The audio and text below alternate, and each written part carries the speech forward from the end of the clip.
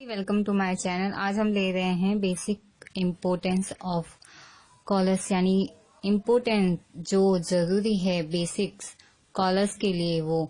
और ऐसा एक वीडियो रहा है कॉलर्स के रिलेटेड, पर उसमें इतना जो जरूरी चीजें हैं वो उसमें इन्वॉल्व नहीं है, इसलिए मैंने ये वीडियो रेडी किया है। और ये इस वीडियो की जरूरत क्योंकि आज से एक सीरीज शुरू होने वाली है, वो कॉलर्स को लेकर है।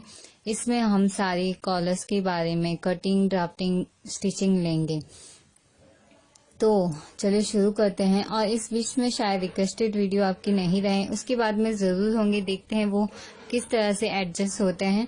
पर फिलहाल आज की वीडियो में देखिए, सबसे पहले कॉलर कितने प्रकार के होते हैं, कितने टाइप्स के होते हैं, टाइप्स ऑफ कॉलर।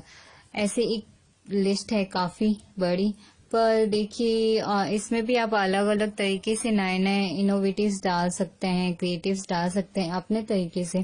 पर जो बेसिक्स होते हैं वो कितने हैं देखिए।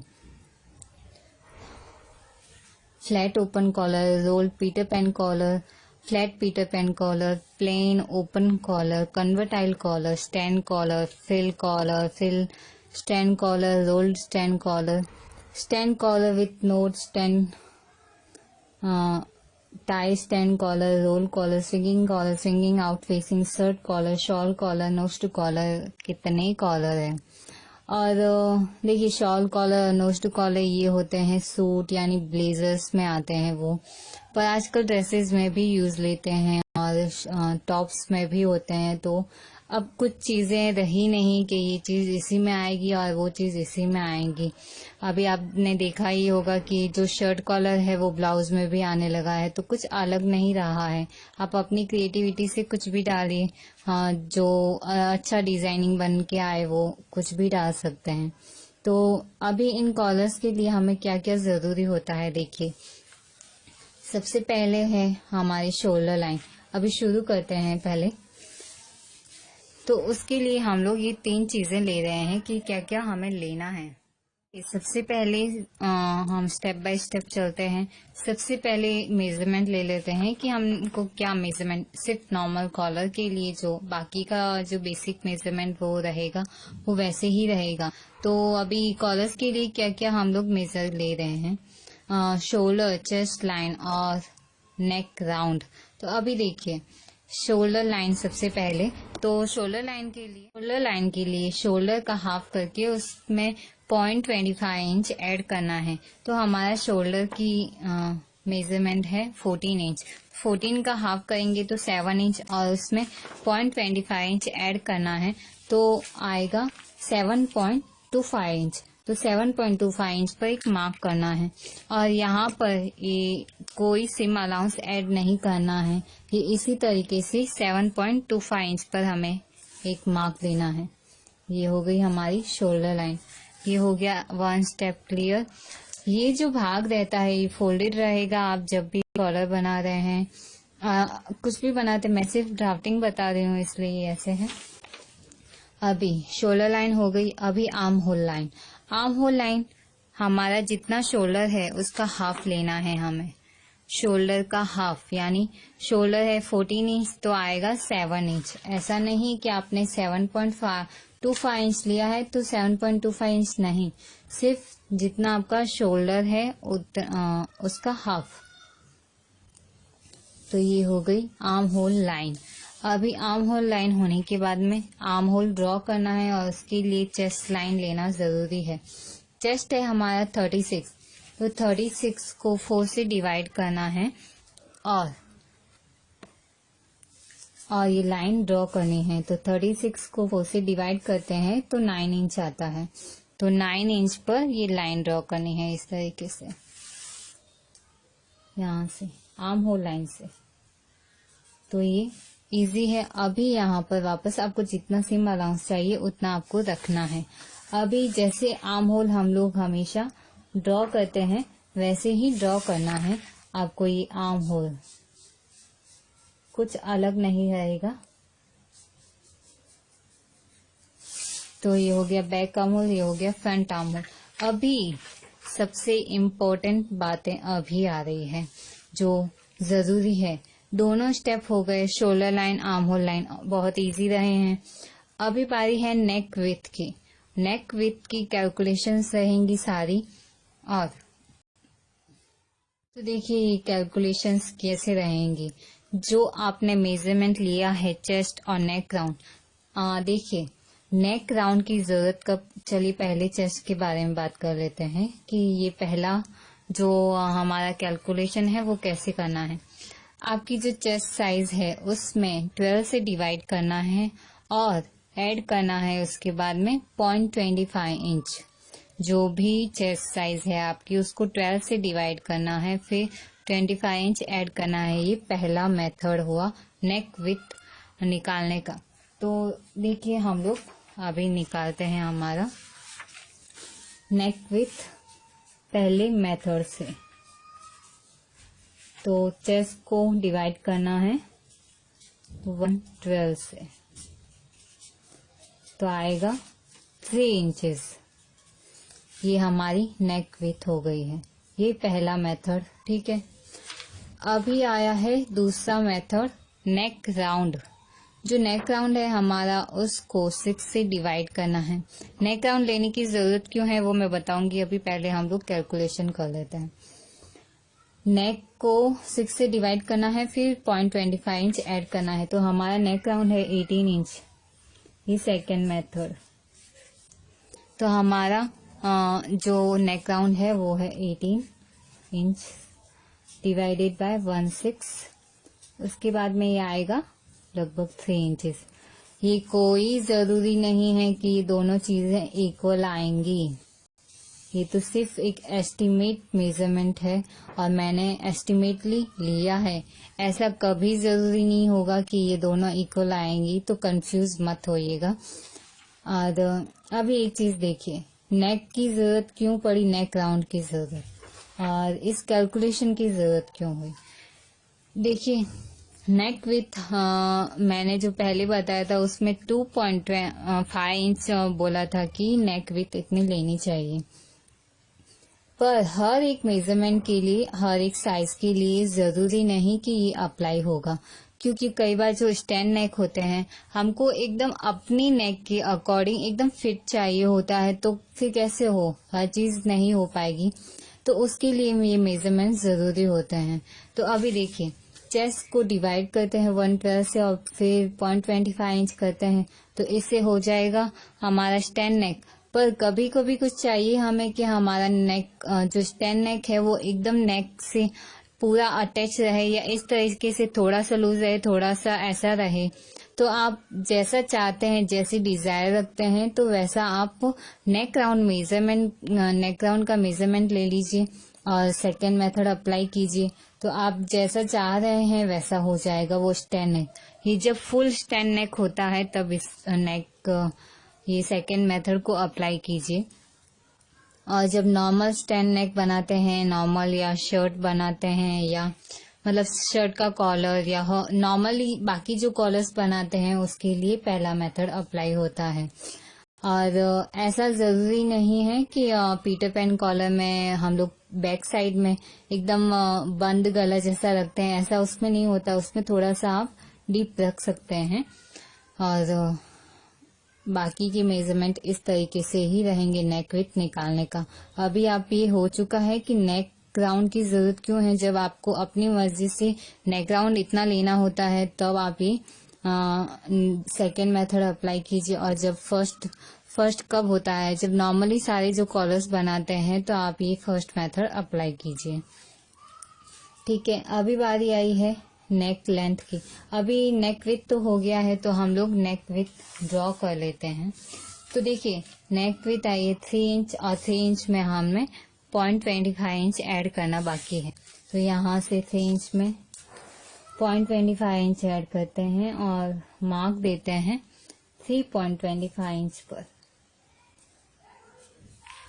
ये हो गया 3.25 इंच पर एक मार्क। अभी बारी है नेक लेंथ। देखिए नेक लेंथ जो बैक की है वो 0.5 इंच यानी हाफ इंच लेना होता है, या फिर 0.75 इंच, या पीटर पैन वगैरह कॉलर्स होते हैं उसमें आप अपनी मर्जी से ले सकते हैं कितना लेना होता है। उसके बाद में है जो फ्रंट का हिस्सा है, फ्रंट नेक लेंथ, आगे की गली की लंबाई, उसका सारा मेथड ये जो नेक विड्थ के लिए लिया है हमने, ये नेक विड्थ के दोनों मेथड अप्लाई किए हैं, सेम रहेगा। यानी कि अभी ये हमारी नेक विड्थ है 3.25 इंच, तो हमारा फ्रंट का नेक भी रहेगा 3.25 इंच, ये फिक्स है। आप किसी भी साइज के लिए बनाइए, ये फिक्स रहेगा। तो देखिए हम सबसे पहले फ्रंट का नेक ले लेते हैं। फ्रंट नेक हुआ है 3.25 इंच, क्योंकि हमारी नेक की विड्थ की कैलकुलेशंस आई है 3.25 इंच। तो ये हमेशा ध्यान रखिए कि जो नेक की विड्थ आ रही है कैलकुलेशन से, उतना ही हमें फ्रंट का नेक लेना है। तो अभी इसको इस तरीके से नेक राउंड शेप देना है। तो ये हो गया फ्रंट का नेक। अभी बारी है बैक का नेक। देखिए बैक का नेक आप 1/2 इंच लीजिए, ये हो गया 1/2 इंच, या 0.75 इंच लीजिए, ये सारी मर्जी आपकी रहेगी। ये मैंने लिया 1/2 इंच। अभी देखिए अभी 1/2 इंच है तो एकदम एग्जैक्ट यहाँ से इस तरीके से कर्व नहीं ले सकते। ऐसा क्यों? देखिए इसको सिर्फ यहाँ से पास में थोड़ा सा राउंड देना है, इस तरीके से हल्का सा। ऐसा क्यों? ऐसा इसलिए क्योंकि हम जब शोल्डर ज्वाइन करेंगे तो ये जो हिस्सा होता है 1/2 इंच वाला ऊपर से, वो इक्वल रहना चाहिए। अगर ये इक्वल नहीं रहेंगे तो जब हम शोल्डर ज्वाइन करेंगे तो ये थोड़ा बहुत ऊपर नीचे रहता है। तो इसलिए ये जो 1/2 इंच है, ये इसके जस्ट पास में ही थोड़ा सा हमने ये नेक का शेप दिया है। जैसे ये देखिए, ये तो ये है हमारा ये 1/2 इंच का। तो अभी इसके कॉर्नर्स में सिर्फ इसको हल्का सा राउंड का शेप देना है, बस, कुछ भी ज्यादा नहीं करना है ये, क्योंकि यहाँ से तो पूरा स्टिचिंग में चला जाएगा। शोल्डर जब ज्वाइन करेंगे तो स्टिचिंग में चला जाएगा। ये है हमारा बैक का नेक और ये है 1/2 इंच का। और ये जो फ्रंट का नेक है, फ्रंट नेक लेंथ हमेशा नेक की विड्थ के अकॉर्डिंग ही होगी कॉलर्स में। ठीक है, ये हो गया। ये तो हो गए बेसिक्स इस तरीके से कैलकुलेशन। शोल्डर डाउन करना होता है हमें आर्म होल पर, और 1/2 इंच, तो 1/2 इंच का मार्क दिया आर्म होल पर और ये नेक लाइन से ज्वाइन किया, तो ये हो गया। अभी एक जो दूसरा मेथड है, मेथड सेम ही है, बाकी सारा का सारा हिस्सा सेम रहेगा, पर उसमें अलग क्या है देखिए। अभी ये सपोज अभी हम लोग यहीं से ही शुरू कर देते हैं। यही समझिए कि ये दूसरा पेपर है, लाइन ड्रॉ की है स्ट्रेट। अभी यहाँ से हम लोग जो ये कैलकुलेशंस की है हमने, वो यहाँ पर करते हैं। यहाँ पर लिया था हमने हमारा शोल्डर 7.25 इंच, पर इससे पहले आपको ये हिस्सा 1 इंच या 1.5 इंच छोड़ दीजिए। इतना हिस्सा छोड़ देते हैं हम लोग, और ये लाइन से ड्रॉ कर देते हैं। ये हो गया ये। अभी क्या करना है, बाकी जो ये वाला हिस्से का जो हमने मेजरमेंट लिया है, सेम का सेम बनाना है। सिर्फ बैक नेक को छोड़ते हुए बाकी सारा का सेम रहेगा। तो शोल्डर है हमारा 7.25 इंच, इसमें रहेगा 7 इंच आर्म होल लाइन।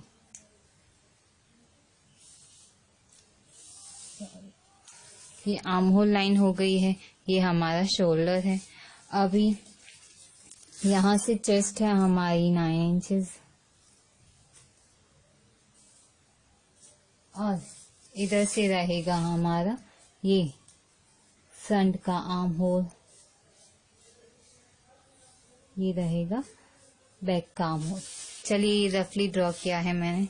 अभी बारी है नेक विड्थ। नेक विड्थ हमने ली थी 3.25 इंच, कैलकुलेशन से 3.25 इंच आई थी, तो नेक की लेंथ भी सेम ही रहेगी, सारा हिस्सा सेम ही रहेगा। मैं सिर्फ बैक नेक में कुछ अलग बता रही हूँ। तो ये इस तरीके से राउंड शेप देना है। ये हो गया राउंड शेप। अभी देखिए, जब भी आप अगर बैक साइड में हाई चाहते हैं आपका नेक, तब ये होता है। तो यहाँ से जो ये लाइन है, अभी आप सारा हिस्सा ड्रॉ हो गया है। एक चीज देखिए, अभी हम लोग पहले ये शोल्डर डाउन भी कर देते हैं, यहाँ से हाफ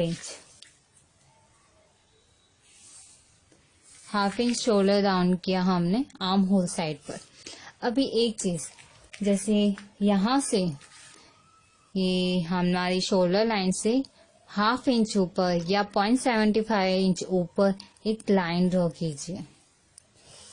ये एक डॉट दे देते हैं, स्ट्रेट लाइन। मैं 0.75 इंच ले लेती हूँ, ये यहाँ पर ये 0.75 इंच। ऐसा क्यों? उसका एक रीजन है, पहले हम लोग ड्रॉ कर देते हैं और उसके बाद में रीजन पूरा बताती हूँ।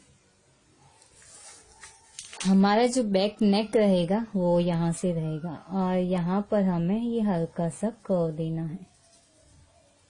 ये रहेगा बैक नेक, ये आप देखें। तो अभी इस पॉइंट से आपको यहाँ पर लाइन ड्रॉ करनी है, शोल्डर डाउन करने हैं। तो जहाँ शोल्डर डाउन ऑलरेडी किया है हमने फ्रंट का, वहीं पर शोल्डर डाउन करना है। और ये बैक का नेक इतना ऊपर है वहां से। तो देखिए, इस लाइन से इस लाइन को मिलाया तो ये शोल्डर डाउन हुए हैं यहाँ पर। और ये रहेगा बैक का हिस्सा और ये है फ्रंट का हिस्सा। जब आप कुछ ड्राफ्ट करेंगे तो फोल्ड रहेगा ये वाला हिस्सा। तो जैसे देखिए, ये तो फोल्ड ही रहेगा, इसमें 4 लेयर आएंगी क्योंकि एक बीच में और आएगा फोल्डेड हिस्सा। जब भी हम लोग कुर्ती या कुछ भी जब करते हैं तो इसी तरीके से रखते हैं, आप समझ गए हैं। तो उसमें ये इस तरीके से रखिए कि जब हम लोग जब भी ड्राफ्टिंग करें, अगर आप ये हिस्सा अगर चाहते हैं ऐसे, तो 1 इंच छोड़ दीजिए, उसके बाद में एक स्ट्रेट लाइन ड्रॉ कीजिए, उसके बाद में सारी की सारी ड्राफ्टिंग कीजिए। आर्म होल की, शोल्डर लाइन की, फ्रंट नेक की, उसके बाद में बैक नेक उसके ऊपर ड्रॉ करना है। और इस तरीके से आर्म होल पर ये ड्रॉप करना है, शोल्डर डाउन करना है इधर। अभी ये चीज क्यों हुई? देखिए, आप अगर जब भी चाहते हैं आपका नेक पीछे से हाई रहे, जब आप कॉलर बनाते हैं और आप चाहते हैं कि पीछे से अगर आपका नेक हाई रहे, तो ये तरीका अपनाना होता है। देखिए, इतना हिस्सा अगर हम लोग ऊपर रखते हैं तो ये थोड़ा सा नेक हाई हो जाता है। और ये जरूरत किस में पड़ती है?